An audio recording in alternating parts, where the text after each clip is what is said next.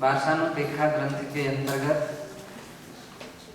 धर्मानुप्रेक्षा यहाँ प्रारंभ है और जिसकी सर्वोदय टीका के माध्यम से अपन सभी पृष्ठ नंबर 706 को पढ़ रहे थे।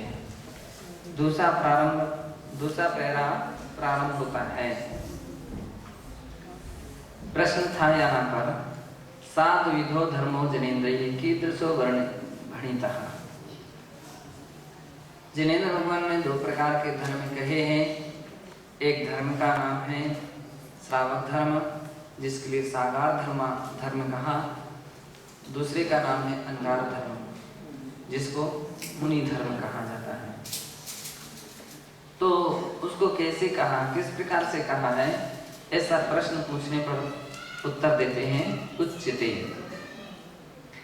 एयारस 10 भेयम एकादश 10 भेदा प्रतिपादितः।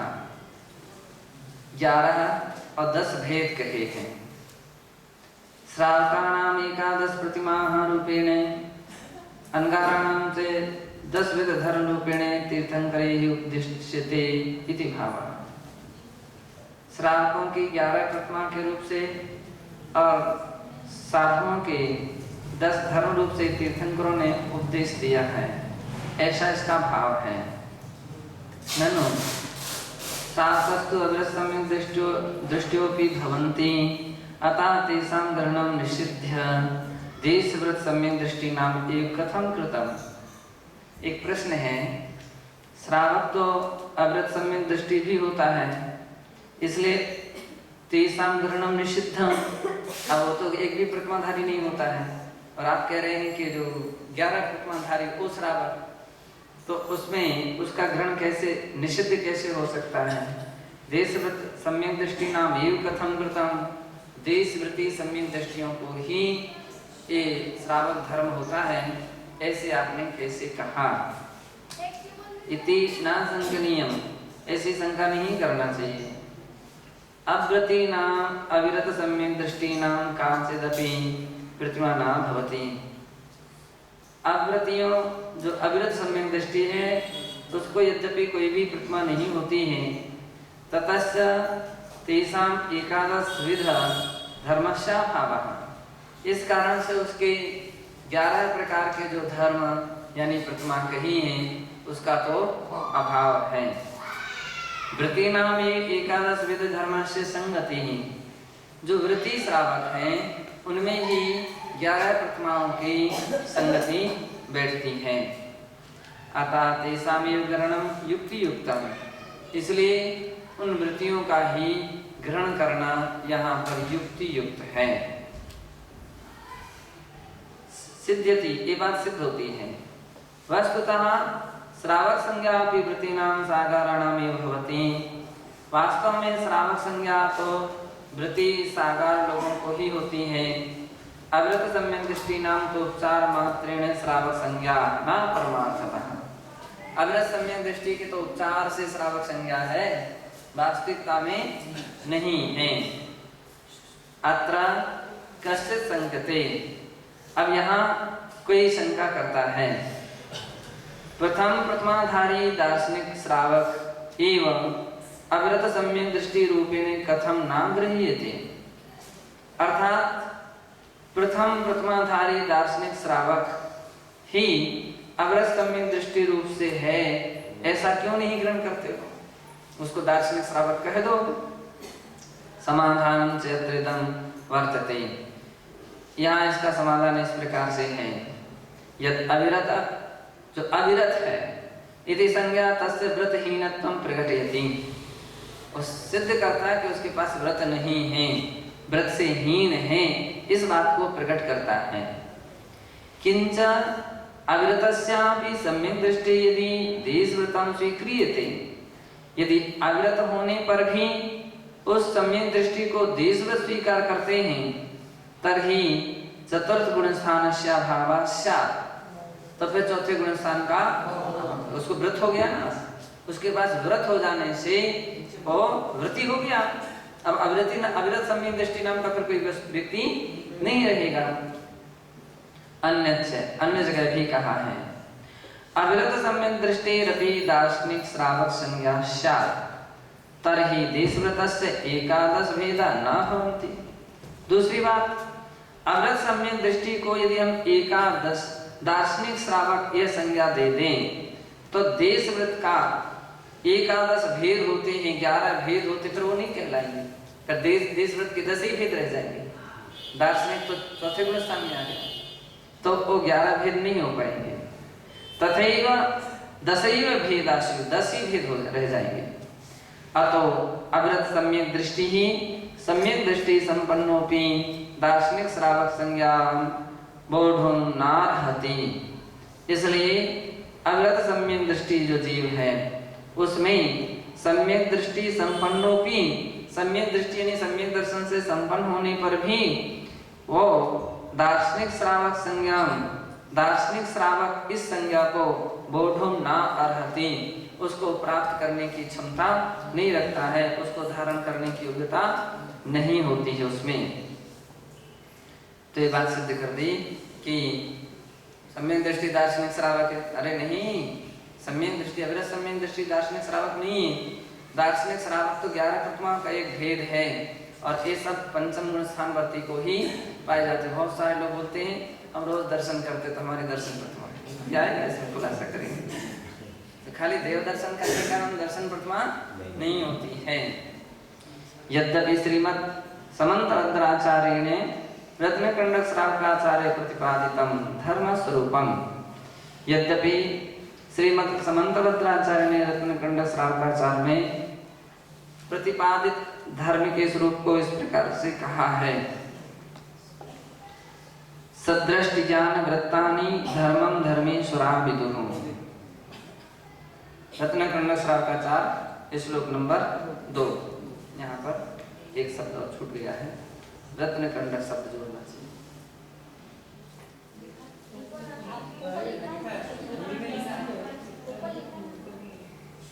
हाँ, सम्यक दर्शन ज्ञान चारित्राणि त्रियं समुदितम अथवा प्रत्येकम प्रत्येकम धर्म संज्ञा भवति।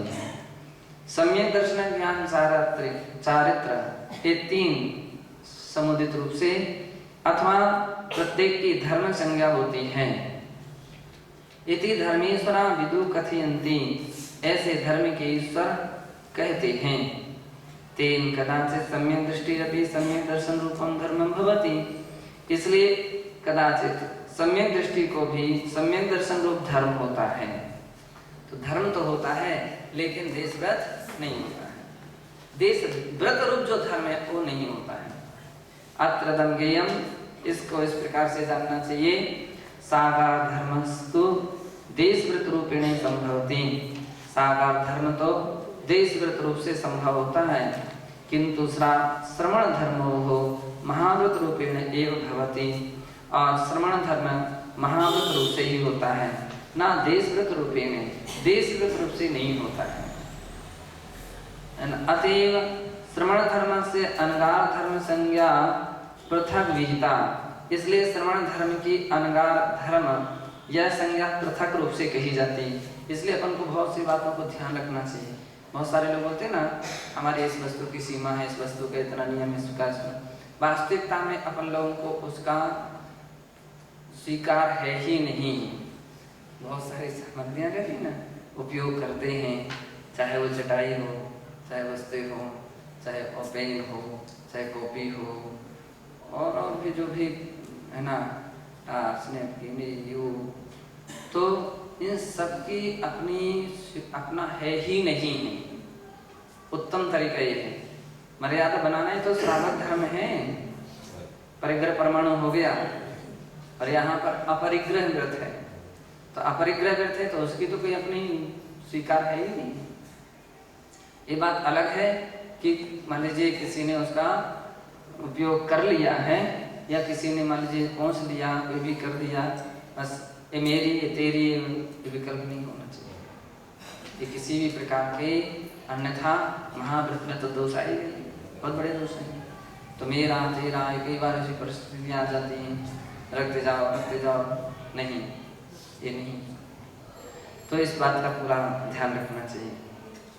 तो अणुव्रत में और महाव्रत में इतना ही तो अंतर है कि वो महाव्रत रूप है।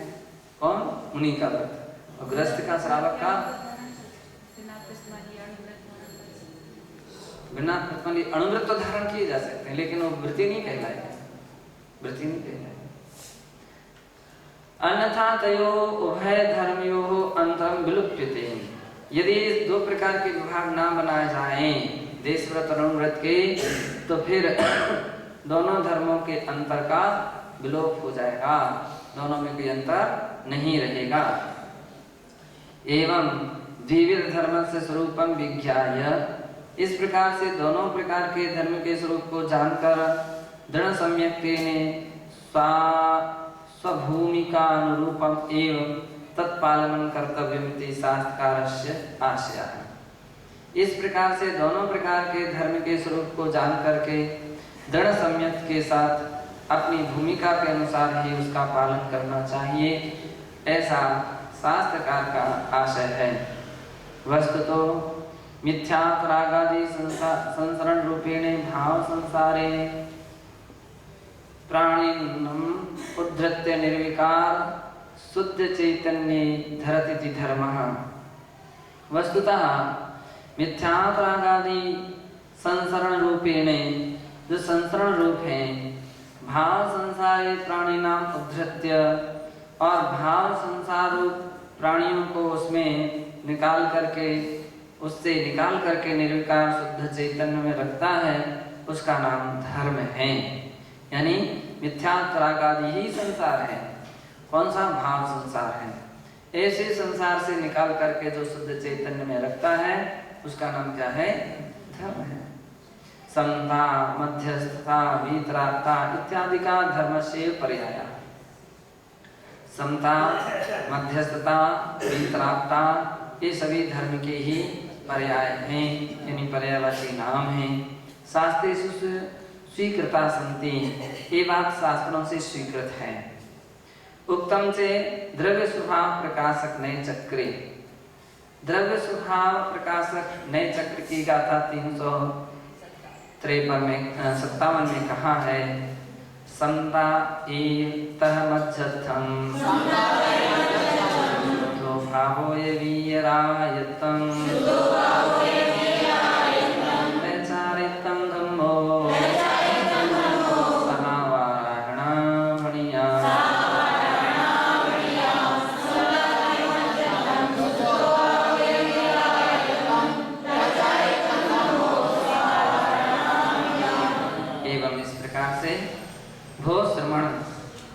उत्तम समाधि धर्म पालयन निर्विकार शुद्ध चैतन्य स्थिति रूप धर्म अनुष्ठान तुम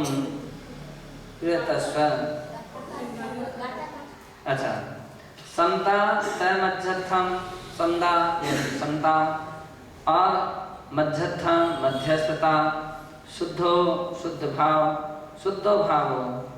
भाव वीरायत्वम वीतरागता, तह उसी प्रकार से चारित्र सहावराहना और चारित्र धर्म इस स्वभाव की आराधना है ना। इस स्वभाव की आराधना ये सभी एकार्थवाची हैं, ऐसा जानना चाहिए। एवं भो श्रमण, इस प्रकार के हे श्रमण, उत्तम समाधि धर्म पालयन निर्विकार शुद्ध चैतन्य स्थिति रूप धर्मानुष्ठानम प्रियतस्व। उत्तम समाधि धर्म के पालन करने में निर्विकार शुद्ध चैतन्य स्थिति रूप धर्म का अनुष्ठान में प्रयत्न कर। इति गाथाया तात्पर्यम, ऐसा इस गाथा का तात्पर्य है।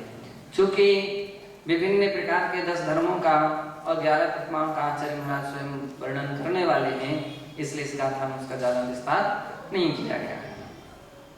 संप्रति सागार धर्म से एकादश नामानि शास्त्रकारा निर्दशन्ति। अब यहाँ सागार धर्म के 11 नाम हैं या 11 भेद हैं, ऐसा शास्त्रकार आचार्य श्री कुंदाचार्य निर्देश देते हैं। दंसण वद सामय्य ओसय सचित्तराय भद्देय ब्रह्मारम्य परिग्रह अणुमण मुत्तिष्ठं देशवीर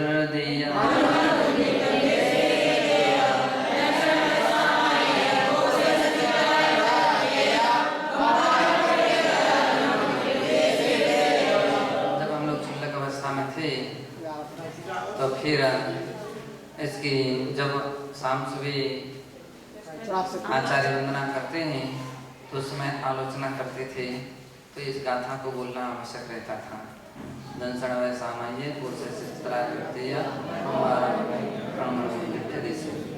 फिर गिनाते थे दर्शन प्रथमा, व्रत प्रथमा, सामायिक प्रथमा, उपवास प्रथमा, सत्याग प्रथमा, रात्रिवृत्ति त्याग प्रथमा, ब्रह्मचर्य प्रथमा, आरंभ त्याग प्रथमा, परिग्रह त्याग प्रथमा, अनुमति त्याग प्रथमा, उद्दिष्टि त्याग प्रथमा।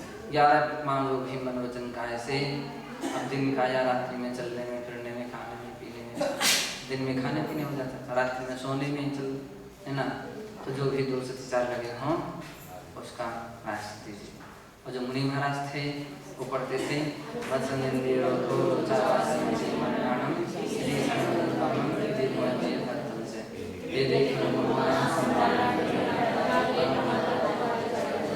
फिर 5 महाव्रत, 5 संधि, अष्टाविंशति मूलगुणेषु मनसा वस्सा कायेन कृतकार तन्मोदयैः आहारे विहारे विहारे इत्यादि स्वप्ने में, जागरणे, समाधि में, कसाय में, दोषी में, ये दोष लगना पांचमिता प्रायश्चित्तेन बुद्धि ऐसा। अब उसमें तो हम लोग सब हिंदी में बोलते थे, ये संस्कृत का नहीं बोलते थे। और बाद में फिर थोड़ा सा और परिवर्तन हुआ। तो परिवर्तन क्या हुआ? 11 प्रतिमाओं के साथ 12 व्रतों के भी नाम लिया जाना शुरू हुए। दर्शन 5 अनुव्रत, 3 अनुव्रत, 4 शिक्षा, 5 फिर इसके उपरांत 11 प्रतिमाओं के नाम, इनमें जो दोष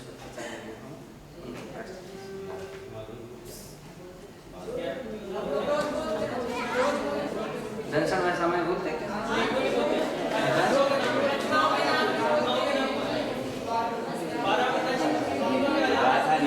11 प्रतिमाओं के अलग अलग नाम बोलते क्या?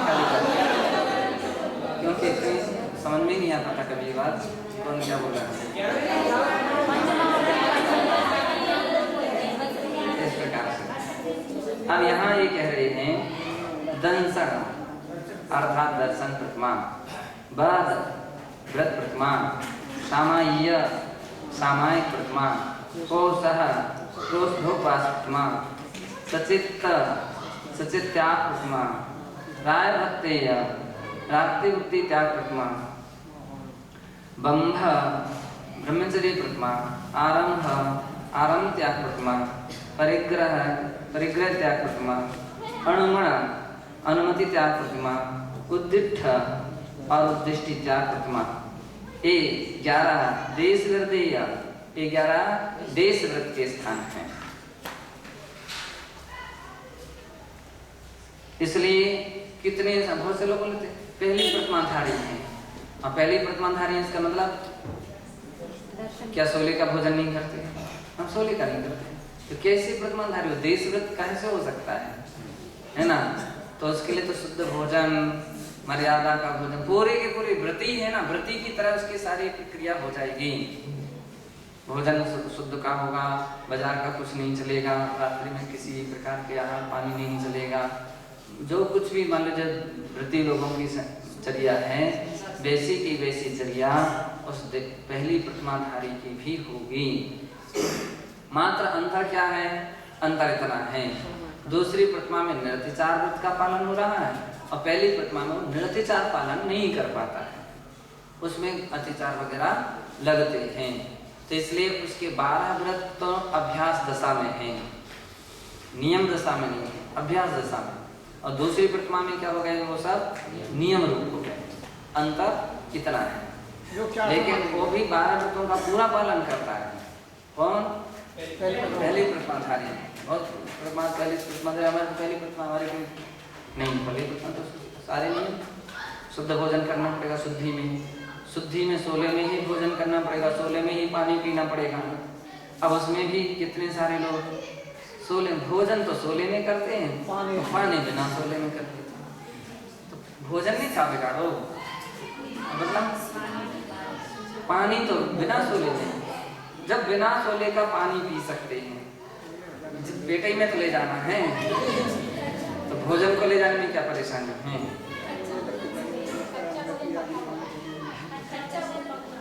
कच्चा भोजन तो और कच्चा है, कच्चे पे ही सारे लगाम लगाएंगे।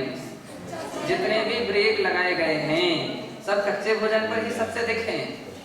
7 घरों का चला हुआ कच्चा भोजन नहीं ले सकते। जो अपन लोग घर गृहस्थी में भी, गांव में भी जो लोग मान लीजिए कुछ लोग थोड़ा बहुत पालन करते हैं ना, पूरी वगैरह, तो पानी की तो नहीं ले जाते लेकिन दूध की ले जाते हैं।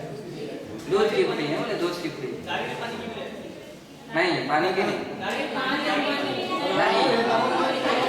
परंपरा यहाँ पर बुंदेलखंड में नहीं है। यहाँ तरीका है दूध की ही पूरी चलती है ना, दूध ही चलती है। और जो कुछ देश व्रती वगैरह पहले थोड़ा व्रती वगैरह देते हैं उनके पानी की नहीं चलती है ना। नारियल पानी व्रती लोग लेते हैं लेकिन ऐसा नहीं लेते हैं, तो नारियल ही रख लेते हैं। और जब कहीं पीना होता है या कहीं ऐसा तो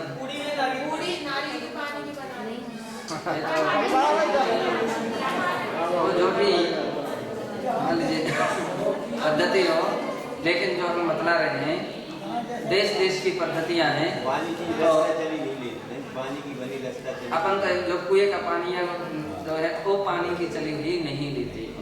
मूल बातें इस प्रकार के पानी से नहीं लेते हैं। पानी का बड़ा दोष माना जाता है ना, पानी का बड़ा दोष माना जाता है। गेहूं तो चाहे जिस जगह से बाजार से आ जाए, लेकिन पानी का घाट जो रहेगा वो एक बड़े लोगों का अलग रहेगा, उन लोगों का अलग रहेगा। लेकिन ऐसी दुकानों में नहीं है कि एक फलाने व्यक्ति की दुकान पे पानी का दोष जो है प्राय करके बहुत अधिक माना जाता है। कई जगह कुएं अलग रहते हैं और कई जगह कुएं अलग नहीं रहते, तो घाट बनाया जाता है।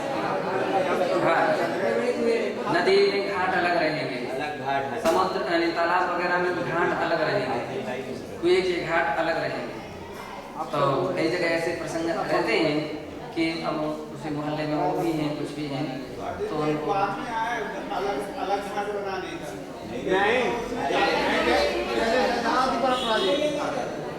ये भी है।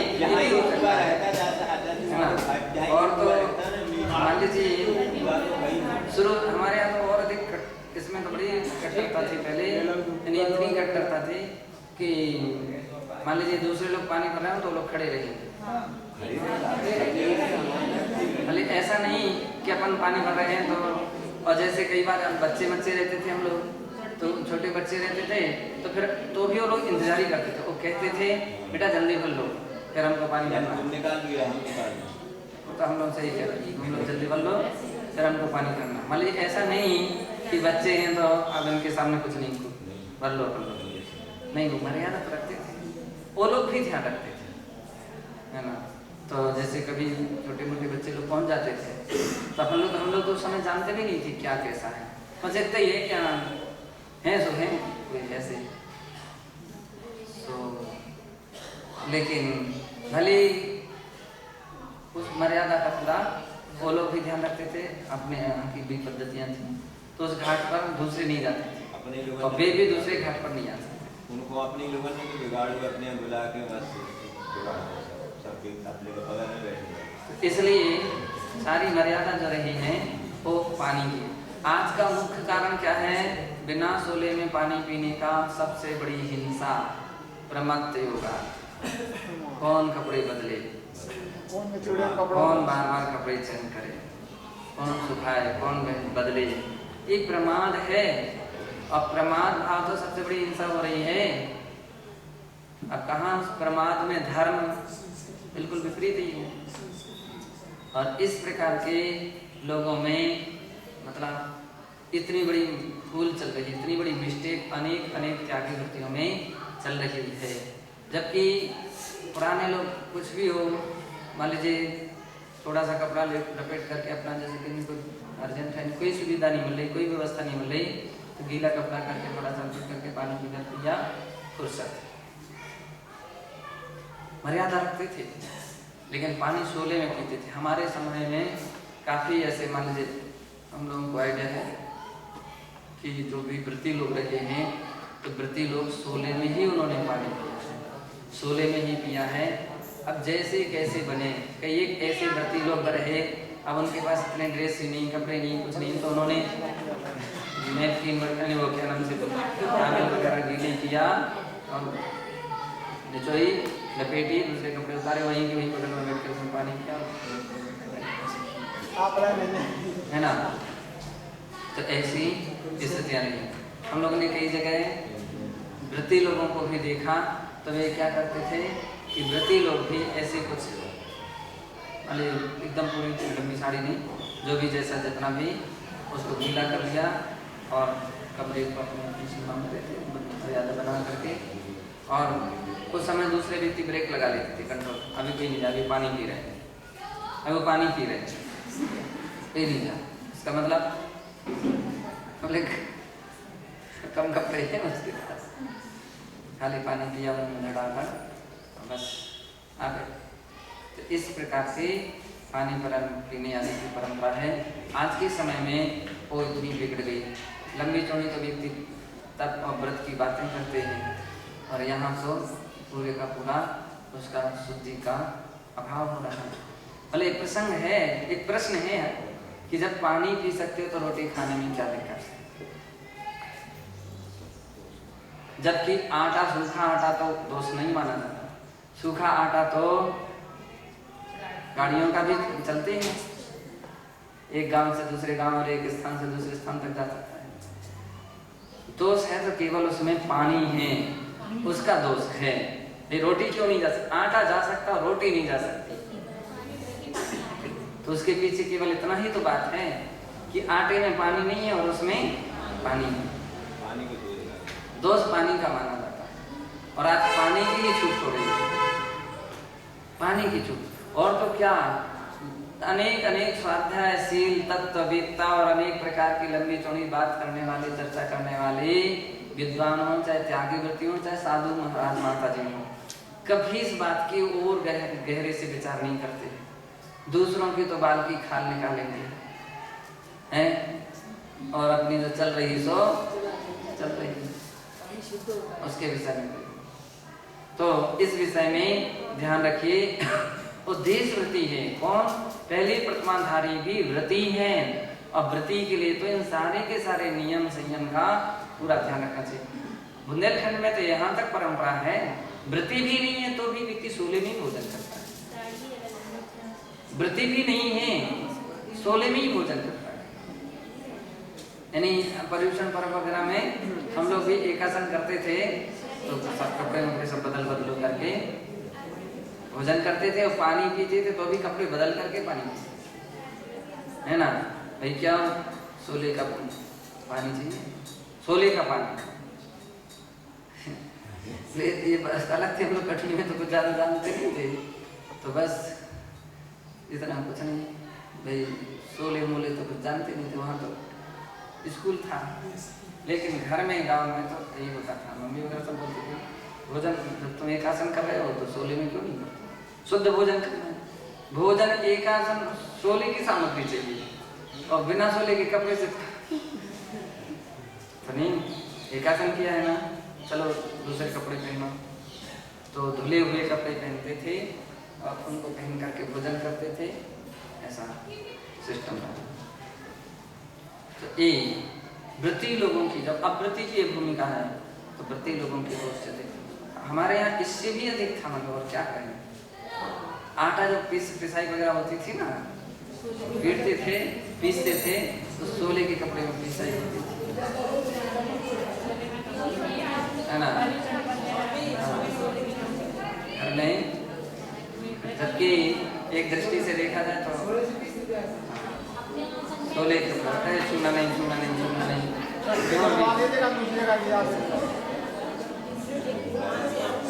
कहने का अर्थ ये है कि एक अव्रती लोग इतना पालन करते थे, और आज के व्रती तो और अधिक कितने गिरते चले जा रहे हैं। दवाइयाँ शुरू हो गई, गोलियाँ शुरू हो गई, इंजेक्शन शुरू हो गए, टैबलेट शुरू हो रही हैं, है ना? ब्रेश करना, मंजन, है ना?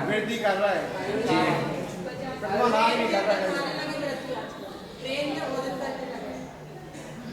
कैसे उनकी बिहार में छूट है ऐसे प्रतीत है क्या? ऐसा कहीं शास्त्रों में उल्लेख है क्या? बोला कि बिहार में छूट सकते हैं। ऐसा कहीं शास्त्र में उल्लेख है क्या? इसका मतलब शास्त्र को अपने हिसाब से बना रहे हो, आगम अपने हिसाब से। आगम तो अपने हिसाब से नहीं बन सकता है, आगम अपने हिसाब से नहीं बन सकता। आगम को जो विधि बतलाता है उसमें कोई अन्यून केवल आचार्य गण उन सारी बातों के विषय में विचार करते हैं, कहाँ तक उचित है वो मंथन करते हैं। अनेक अनेक सम्मेलन होते हैं तो अनेक अनेक आचार्य लोग मिलकर के परामर्श करते हैं, फिर कहीं उसके विषय में विचार करके उसको, क्योंकि दूसरे लोग मानेंगे नहीं, अगर अकेले कोई तैयार करके ओपन कर दे तो ये पद्धतियां, इस विषय का विशेष ध्यान रखना चाहिए। इतना संभव हो, कुएं के पानी को तो इतनी खिंचाईता नहीं होती, वो वृत्ति नहीं बन सकता है ना, और उसका पानी, बोरिंग का पानी शुद्ध नहीं, लेकिन ये उसको पीना शुद्ध हो जाएगा, असोले में पीना शुद्ध हो जाएगा। इस विषय में तरीके हैं, अपन को अपना सोच, अपना विचार। तो कह रहे हैं सर्वोदया टीका, सागार धर्म एकादश प्रतिमानुष्ठान रूपा, सागार धर्म में 11 प्रतिमानुष्ठान रूप हैं। तन नामानि क्रमशः अत्र निरूपितानि, उनके नाम यहाँ पर क्रमशः इस प्रकार से निरूपित हैं। एतानि प्रथमा स्थानानि पंचम स्थान वर्तिना क्रमशः देशार्थमार्गोन्नति सूचिकानि सन्ति।